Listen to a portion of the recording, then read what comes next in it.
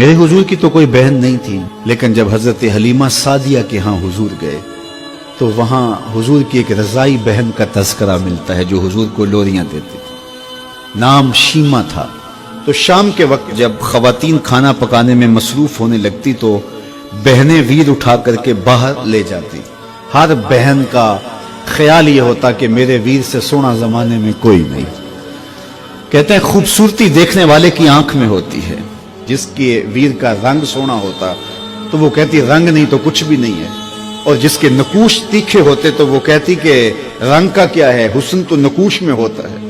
जिसकी आंखें खूबसूरत होती वो कहती मेरे वीर की झील जैसी आंखें तो देखो। अब यही बनु साद के मोहल्ले में होता, बच्चियां अपने वीर उठा के ले आती है, कहती मेरे वीर वर्गा कोई नहीं, दूसरी कहती मेरे वीर जैसा नहीं।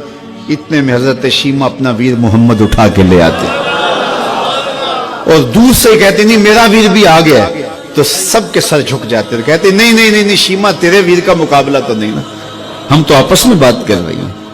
और फिर जब किसी बहन के वीर को मुतफिका तौर पे सारी कह दें कि तेरा वीर ही सोना है, तो फिर उसका फख्र तदीदनी हो ना, फिर उनका ज़ौक़ आसमान को छूने लगता। इब्ने हश्शाम सीरत की सबसे पहली किताब, उसमें ये वाक़या लिखा है कि फिर हज़रत शीमा हुजूर को अपनी आगोश में लेकर समेटती और फिर चूमती और फिर वो लोरी देती, और वो लोरी के लफ्ज भी लिखे हैं, रब्बना अब के लना मुहम्मदा हत्ता अराहु याफियम व अमरदा, अल्लाह मेरे वीर मोहम्मद को सलामत रखना। आज ये पालने में बच्चों का सरदार है, कल वो लम्हे आए जवानों का भी सरदार हो। और फिर झूम जाती और क्या खुशी उनकी दीदनी होती।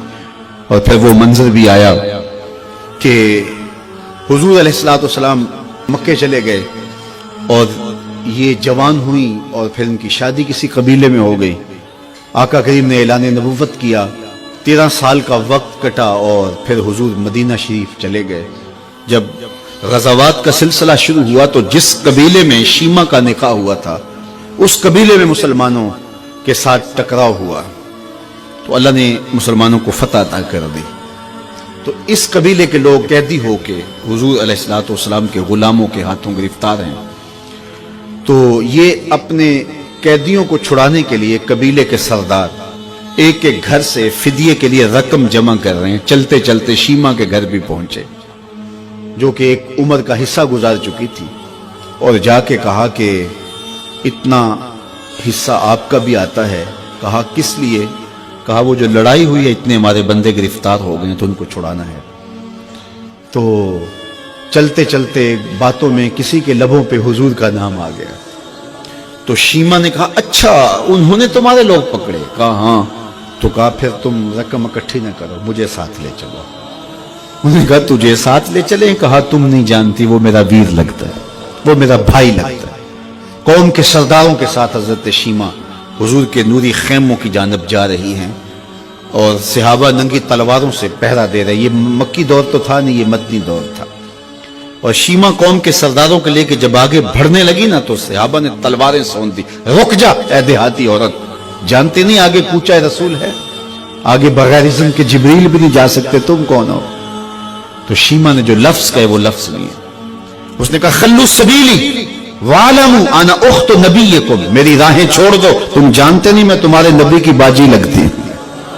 तलवारें झुक गई, आंखों पर पलकों की चिलमने आ गई, रास्ता छोड़ दिया।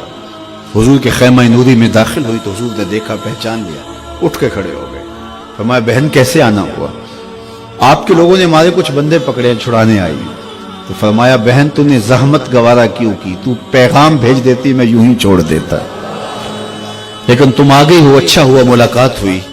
फिर हुजूर ने कैदियों को छोड़ने का ऐलान किया और कुछ घोड़े और चंद जोड़े हजरत शीमा को हुजूर ने तोहफे के तौर पे दिए।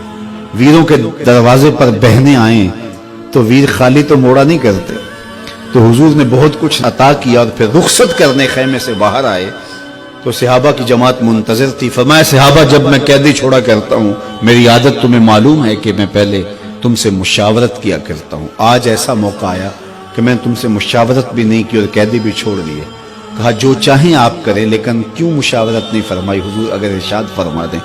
तो फरमाया इसलिए कि मेरे दरवाजे पे मेरी बहन आ गई थी। कोई लाओ तो सही जमाने में ऐसा, कोई लाओ तो सही जमाने में یہ جمال اور یہ حسن اور یہ کمال رکھنے والا، تو پھر کیوں نہ ہم اپنی ساری زندگی اس آقا کے نام